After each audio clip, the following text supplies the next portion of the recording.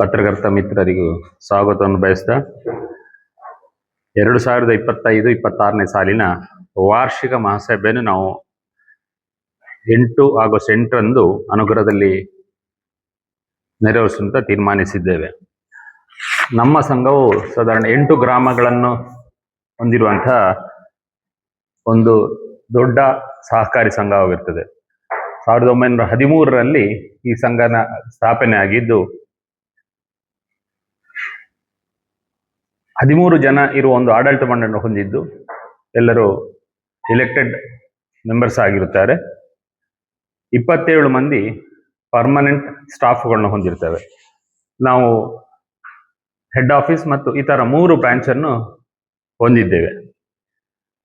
7057 ಸದಸ್ಯರನ್ನು ಆಕ್ಟಿವ್ ಸದಸ್ಯರನ್ನು ಹೊಂದಿರುವಂತಹ ದೊಡ್ಡ ಸಹಕಾರಿ ಸಂಘ ಆಗಿದೆ. ಶೇರ್ ಕ್ಯಾಪಿಟಲ್ 11,43 ಕೋಟಿ ರೂಪಾಯಿ ಶೇರ್ ಕ್ಯಾಪಿಟಲ್ ಅನ್ನು, ಡೆಪಾಸಿಟ್ 43 ಕೋಟಿ ರೂಪಾಯಿ ಡೆಪಾಸಿಟ್ಸ್, ಲೋನ್ಸ್ 150 ಕೋಟಿ, ಬೋರೋವಿಂಗ್ಸ್ ಅಂದ್ರೆ ನಾವು ಪಡೆದಂತಹ ಸಾಲ 93 ಕೋಟಿ,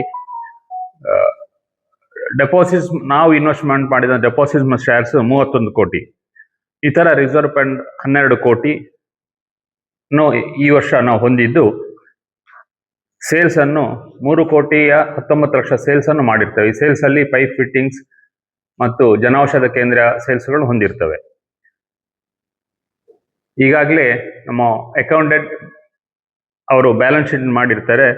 4.5 ಕೋಟಿಯ ಒಂದು ಲಾಭಾಂಶ ಪಡೆದಿರುತ್ತೆ. ಇದು ಕಡಬ ವ್ಯವಸಾಯ ಸಹಕಾರಿ ಸಂಘದ ಚರಿತ್ರೆಯಲ್ಲಿ ಅತಿ ದೊಡ್ಡ ಲಾಭಾಂಶ. ಕಳೆದ ಕೆಲವು ವರ್ಷಗಳಿಂದ ಪ್ರತಿ ವರ್ಷ ಲಾಭಾಂಶ ಜಾಸ್ತಿ ಆಗ್ತಿದೆ. 4.5 ಕೋಟಿಯ ಲಾಭಾಂಶ ನಾವು ಪಡೆದಿದ್ದೇವೆ. ನಿಮಗೆ ತಿಳಿದಿದ್ದಾಗೆ safe locker, air condition office ಇದೇ ಇರುವ ಮೀಟಿಂಗ್ ಹಾಲ್ ಹೊಂದಿದ್ದೇವೆ. ಇಲ್ಲಿ ಹೆಡ್ ಆಫೀಸ್ ಮತ್ತು ಇತರ 2 ಬ್ರಾಂಚ್ಗಳು ಅದು ನಮ್ಮ ಸ್ವಂತ ಕಟ್ಟಡದಾಗಿರ್ತವೆ. ಕೊಣಾಜೆಯಲ್ಲಿ ನಾವೊಂದು ಬಾಡಿಗೆ ಕಟ್ಟಡದಲ್ಲಿ ಕಾರ್ಯನಿರ್ವಹಿಸುತ್ತೇವೆ. ಅದಕ್ಕೆ ಹೊಸ ಕಟ್ಟಡ ಮಾಡಬೇಕು ಅಂತ ಈಗಾಗಲೇ ಕಳೆದ ವರ್ಷ ನಾವು ಒಂದು ನಿವೇಶನ ಖರೀದಿಸಿದ್ದೇವೆ.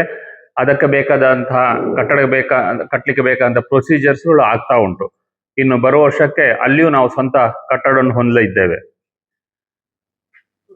ಇತರ ಎಲ್ಲ ಸೌಕರ್ಯಗಳ ಜೊತೆಗೆ ಗೋಡೌನ್ ಆಗಿರ್ಬೋದು, ಸಿಸಿ ಕ್ಯಾಮೆರಾ, ನಮ್ಮಲ್ಲಿರುವಂತಹ ರಕ್ಷಣೆಗೆ ಬೇಕಾದ ಸಿಸಿ ಕ್ಯಾಮೆರಾಗಳು ಎಲ್ಲವೂ ಇದ್ದು ಸಾಧಾರಣ 4,800 ಸದಸ್ಯರಿಗೆ ಕಾರ್ಡ್ ಹೊಂದಿರುವವರಂತೆ ನಾವು ರೇಷನ್ ಪ್ರತಿ ತಿಂಗಳನ್ನು ಕೊಡ್ತಾ ಇದ್ದೇವೆ. ಜನೌಷಧ ಕೇಂದ್ರದಲ್ಲಿ ಉಚಿತವಾಗಿ ECG ಫೆಸಿಲಿಟಿ ಇದೆ. ಅಲ್ಲಿ ಪಡೆದಂತಹ ECG ರಿಪೋರ್ಟ್ ನಂತರ ಅವರಿಗೆ ಮಂಗಳೂರಿನ ಡಾಕ್ಟರ್ ಪದ್ಮನಾಭ ಕಾಮತ್ ಅವರ ಸಲಹೆಯಂತೆ ಟ್ರೀಟ್ಮೆಂಟ್ ಕೊಡುವಂತ ಒಂದು ಅವಕಾಶವನ್ನು ಕಲ್ಪಿಸಿದ್ದೇವೆ. ವಿಶೇಷವಾಗಿ 5,000 ಡೆತ್ ಕಾಂಪನ್ಸೇಷನ್ ಮೆಂಬರ್ಸಿಗೆ ಕೊಡುವಂತ ತೀರ್ಮಾನಿಸಿ ಕಳೆದ ಕೆಲವು ವರ್ಷ ಕೊಡ್ತಾ ಇದ್ದೇವೆ.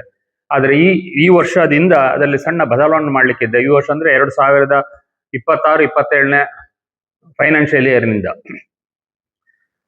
ಸದಸ್ಯರಿಗೆ 5,000, ಬೆಳೆ ಸಾಲ ಪಡೆದಂತಹ ರೈತರಿಗೆ ಅವರ ಮರಣ ನಂತರ ಅವರ ವಾರಸುದಾರರು ಅವರು ಪಡೆದಂತಹ ಬೆಳೆ ಸಾಲವನ್ನು ಅವಧಿಯ ಪೂರ್ವವಾಗಿ ಮರುಪಾವತಿಸಲಿ ಇನ್ನು 10,000ವನ್ನು ಒಂದು ಪ್ರೋತ್ಸಾಹವನ್ನು ಕೊಡ್ಲಿಕ್ಕೆ ನಾವು ನಿರ್ಧರಿಸಿದ್ದೇವೆ.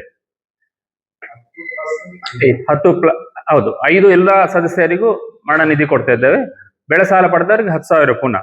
ಆದ್ರೆ ಒಂದು ಕಂಡೀಷನ್ ಇದೆ, ಅವರು ಅವಧಿ ಪೂರ್ಣವಾಗಿ ಅದನ್ನು ಪೂರ್ವ ಕಟ್ಟಿರ್ಬೇಕು, ಅಂದ್ರೆ ಡ್ಯೂ ಆಗಿರಬಾರ್ದು. 2011 ಬೆಳೆ ಸಾಲ ಪಡೆದಂತಹ ರೈತರಿಗೆ 5 ಲಕ್ಷದ ಆಕ್ಸಿಡೆಂಟ್ ಇನ್ಶೂರೆನ್ಸ್ ನಾವು ಮಾಡಿದ್ದೇವೆ.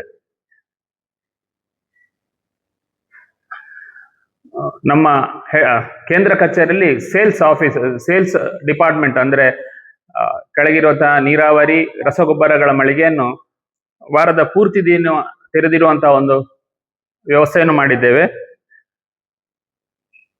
ಅದೇ ಇನ್ನೊಂದು ವಿಶೇಷವಾಗಿ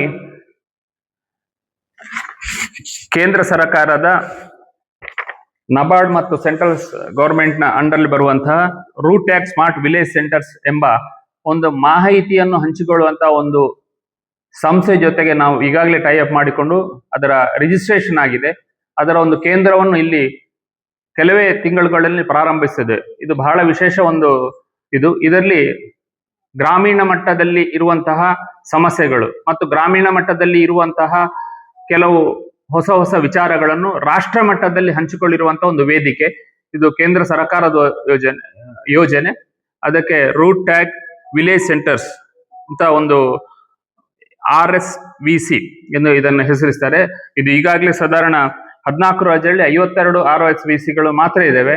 ಇತ್ತೀಚೆಗೆ ಇದಕ್ಕೆ ಮಂಗಳೂರಲ್ಲಿ ಒಂದು ಮೀಟಿಂಗ್ ಆಗಿ ದಕ್ಷಿಣ ಕನ್ನಡದಲ್ಲಿ ನಿಟ್ಟೆಯಲ್ಲಿ ಮತ್ತು ಪಾಂಡಮಂಗಳೂರಲ್ಲಿ 2 ಇದೆ. ಈಗ 3ನೇದು ನಾವು ಮಾಡ್ಲಿಕ್ಕೆ ಹೊರಟಿದ್ದು, ನಾವು ರಿಜಿಸ್ಟ್ರೇಷನ್ ಆಗಿದೆ, ಈಗಾಗಲೇ ಅದು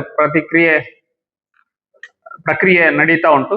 ಇದಕ್ಕೆ ಬೇಕಾದಂತಹ ಅಂದ್ರೆ ಇದರ ಉಪಯೋಗವನ್ನು ರೈತರು ಅಥವಾ ಎಲ್ಲಾ ಗ್ರಾಮಸ್ಥರು ಪಡೆದುಕೊಳ್ಬಹುದು. ಇದಕ್ಕೆ ಇನ್ನು ಬೇಸ್ ಲೈನ್ ಸರ್ವೆ ಆಗ್ಲಿಕ್ಕಿದೆ. ಕೆಲವು ತಿಂಗಳಲ್ಲಿ ಅದು ಪೂರ್ಣ ಪ್ರಮಾಣದ ಒಂದು ಕೇಂದ್ರ ಇಲ್ಲಿ ಪ್ರಾರಂಭ ಆಗ್ಲಿಕ್ಕಿದೆ. ಈಗಾಗಲೇ ನಮ್ಮ ಸಂಸ್ಥೆಯಲ್ಲಿ ಸ್ಟ್ಯಾಂಪ್ ಅನ್ನು ಕೊಡುವಂತ ಈ ಸ್ಟ್ಯಾಂಪ್ ಪ್ರಾರಂಭಿಸಿದ್ದೇವೆ. ವಿಶೇಷವಾಗಿ ನಾನು ತಿಳಿದ ಮಟ್ಟಿಗೆ ದಕ್ಷಿಣ ಕನ್ನಡ ಜಿಲ್ಲೆಯಲ್ಲಿ ಎಲ್ಲಿರುವಂತಹ ಒಂದು ಸಾಯಿಲ್ ಟೆಸ್ಟಿಂಗ್ ಲ್ಯಾಬ್ ಅನ್ನು ನಾವು ಕಳೆದ ವರ್ಷ ಪ್ರಾರಂಭಿಸಿದೆವು.